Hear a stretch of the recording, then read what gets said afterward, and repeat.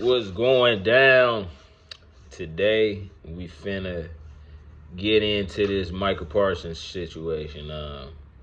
Some shit just resurfaced of his tenure. Some news that was certainly covered up while he was in school. But some shit happened while he was at Penn State. And it's just now seeing the light of day. So we can get into that.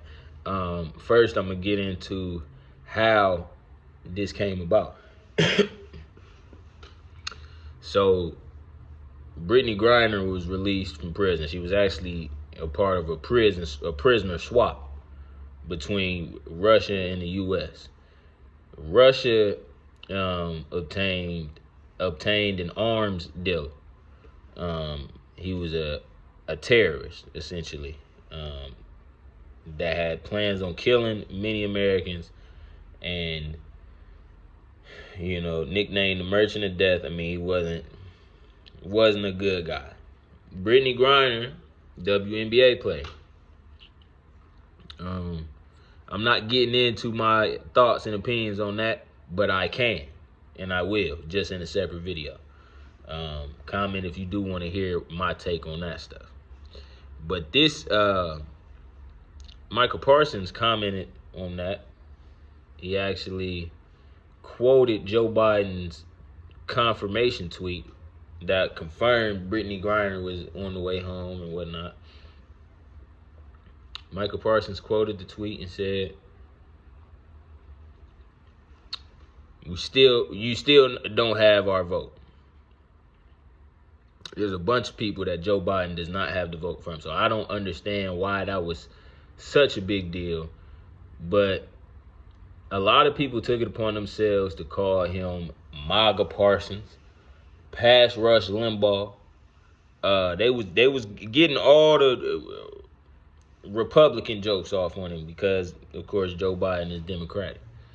And then that was the calm before the storm, believe it or not. Then the storm came, and it rained on that nigga's whole life. And I actually think he finna win Defensive Player of the Year now because of that shit. Not only is he having a Defensive Player of the Year type season, but the NFL love criminals. The NFL loves scandals. They love it. And a lot of times that's how it go. When you become a big name, when you become a household name, a lot of times that come with scandal. A lot of times that come with like a ritual that people kind of refer to it as like the Hollywood or the entertainment industry, Hey, we're not going to get into all that, but I do believe strictly off of this and the season that he's having that he's about to win Defensive Player of the Year now. We're going to get into this report by John Bagey.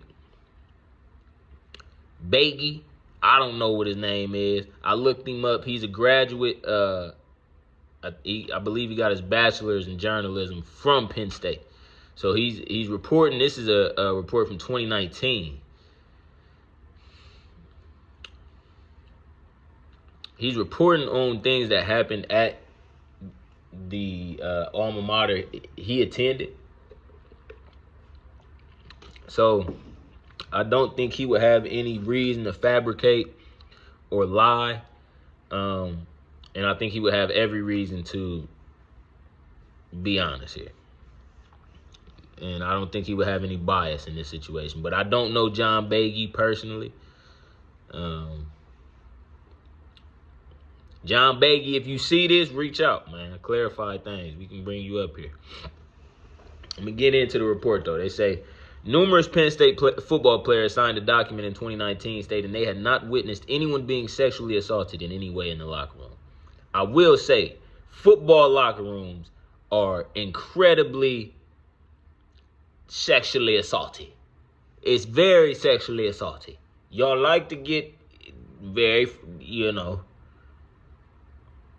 Y'all know how y'all get in there. Y'all know how y'all get. So, and just off the rip, the fact that football players are signing a document saying that they had not witnessed, I mean, it sounds like they was all told to band together. Let's be on one accord. We can't have differentiating statements. Let's all pick a side and stay on that side. That being said, that was revealed Wednesday in documents filed in U.S. Middle District Court in a sexual harassment and hazing suit brought by former player Isaiah Humphries. Isaiah Humphries was a freshman attending Penn State. He was a football player in that year.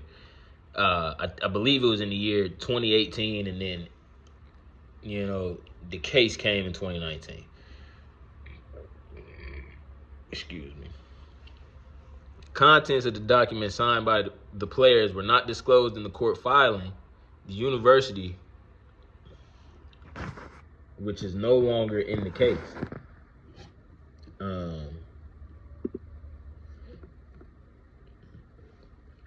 contents of the document signed by the players were not disclosed in the court filing. The university, which is no longer defendant in this case, seeks a protective order preventing Humphries from disclosing details of the 2019 investigation into an anonymous complaint about him being harassed. I'm not going to lie. The university being a defendant is already crazy, bro.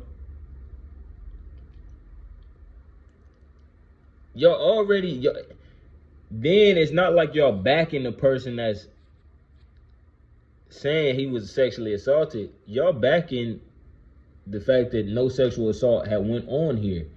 But it's crazy because this is the same university that Jerry Sandusky was at. I think he was the sports director there or something like that. Athletic director. I don't know if that was his duty, but he was higher up. He was, general management. He got on some child sexual assault charges, you feel me, and got up out of there. And Joe Paterno did too. And that was about less than 15 years ago. So this is looking like it's a long line of sexual assault. Same-sex sexual assault too, which is kind of nasty. Not kind of.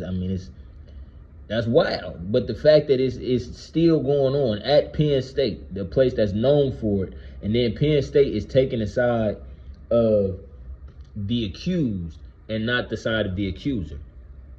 And they're saying, we demand a protective order preventing Humphries from disclosing details of the 2019 investigation. So y'all don't want details of the investigation to get out? Y'all don't want that to get out? Why would he come out and lie? It seemed like he accepted a scholarship or walked on and wanted to play football. I don't see what his incentive would be to lie on y'all and on his teammates, who I don't think he plays for anymore. And it says, Humphries, who transferred to the University of California after the 2018 season, claims he was harassed by 4 fellow players his freshman season in the university, and head coach James Franklin did nothing about it. Wow, that sounds in line with Penn State. I'm not going to lie. It sounds like it's in line with Penn State. This is Isaiah Humphries, the man that accused them. He's the accuser. But it's sick. I mean, you got Micah Parsons, who, like I said, is in line to win Defensive Player of the Year. Now imagine your aggressor is, or the person who assaulted you is the biggest name in football now, and this probably permanently deterred his football career and his path in life through football. So that's a tough pill to swallow. They say Judge Matthew W. Brand last September dismissed the university and Franklin from the case, leaving only Damian Barber, who transferred to Austin, PA in 2020, as the only defendant. He is seeking dismissal of the claims against him. So Humphries accused 4 people. The other 3 who Humphries alleges frequently hazed and harassed him in 2018, but who he did not sue, are Micah Parsons, Yetur Gross-Matos, and Jesse Lukita. So you got Micah, Yetur, Jesse,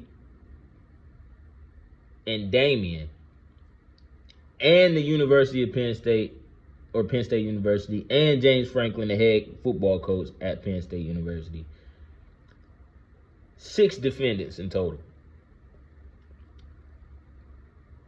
I do not know if 3 of them were actual defendants, but they were accused, and they were a part of the case. To be down to 1 defendant left,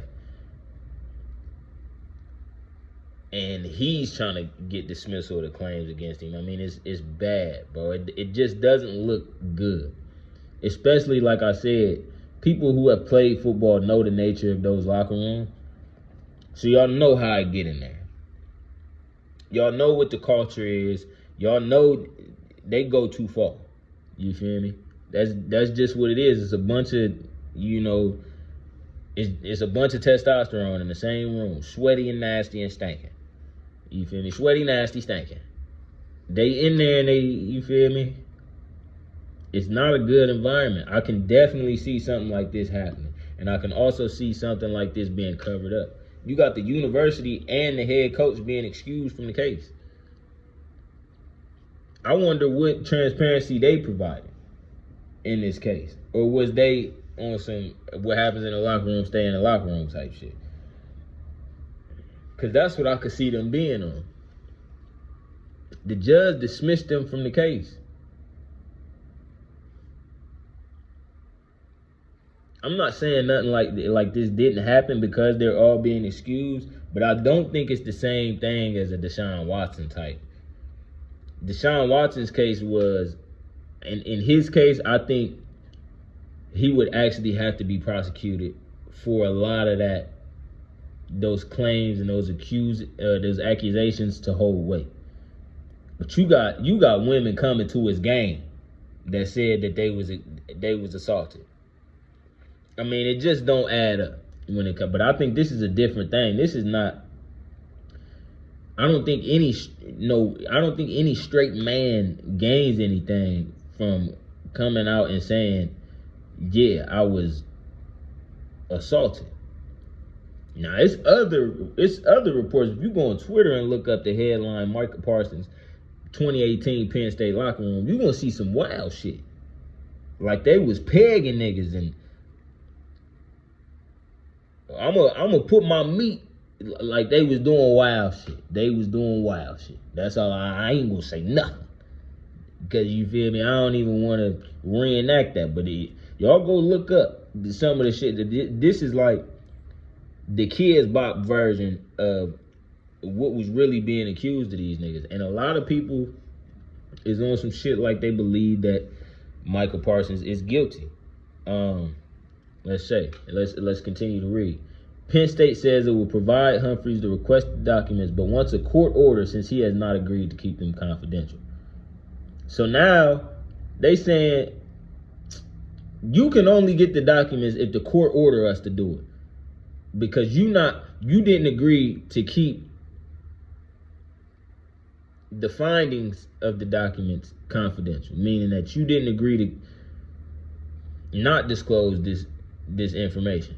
So since you clearly plan on disclosing the information, we need you to at least get a court order, or we're not coming up off of these documents.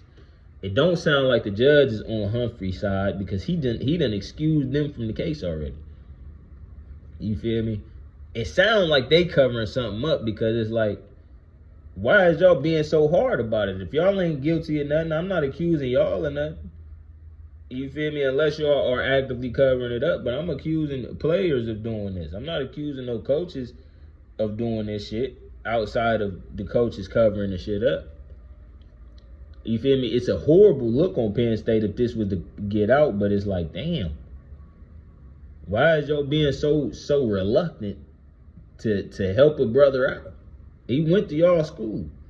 You feel me? I don't see why it became a y'all versus him thing when it didn't have to be y'all versus anybody. Y'all didn't have to be on the side of it. Neither here nor there, I guess. Last month, Penn State accused Humphreys of taking pictures of a confidential draft report. So now they accusing him of shit.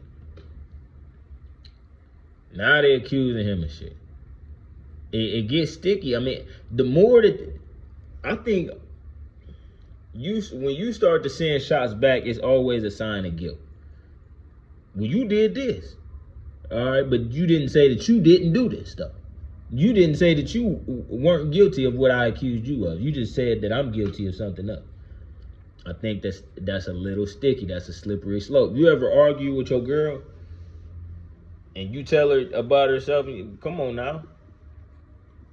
You woke up and you tried to kiss me on my mouth and you didn't brush your teeth.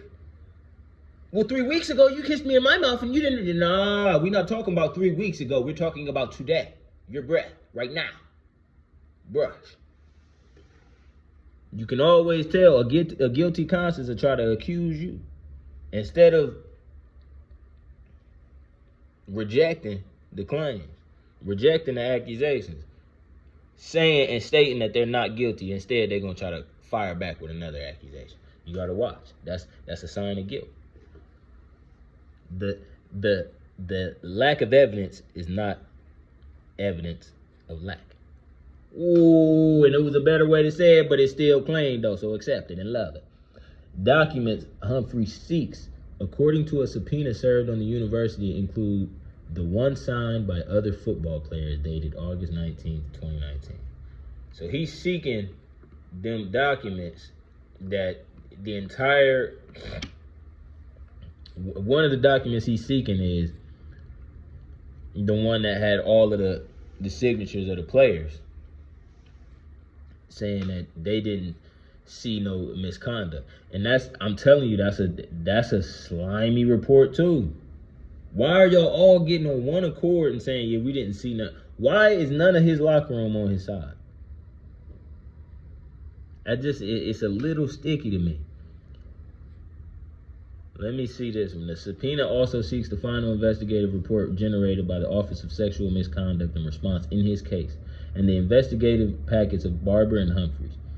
The investigation included interviews with more than 24 individuals, nearly all of whom were current or former students, Penn State says. A court document states they were asked about their knowledge of Humphrey's interactions with Barber, perception of other student athletes, knowledge of interactions or relationships between students other than Humphreys or Barber. Barber is the last person that's the last defendant that wasn't excused yet, I believe.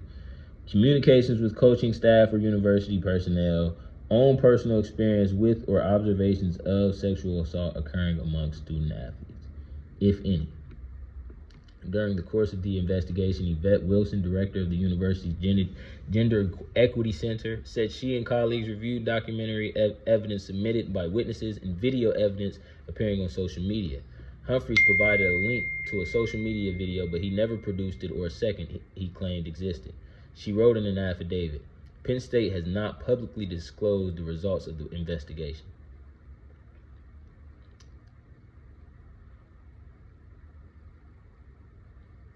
Penn State maintains Humphreys has no legitimate reason to disclose information he requests and therefore has no basis not to sign a confidentiality agreement.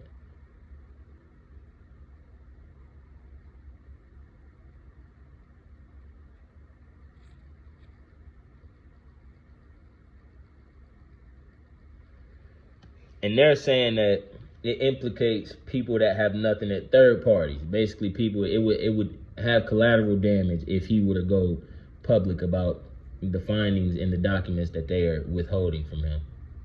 But it still all seems sticky, and I don't want to go too crazy on this. I really want to leave this open to discussion. So, yeah, y'all comment. Let me know what y'all think, man. Y'all think Michael Parsons is guilty? Y'all think he was doing this shit back in the day? Or, you feel me, y'all think him and Penn State are innocent? You feel me? Y'all let me know.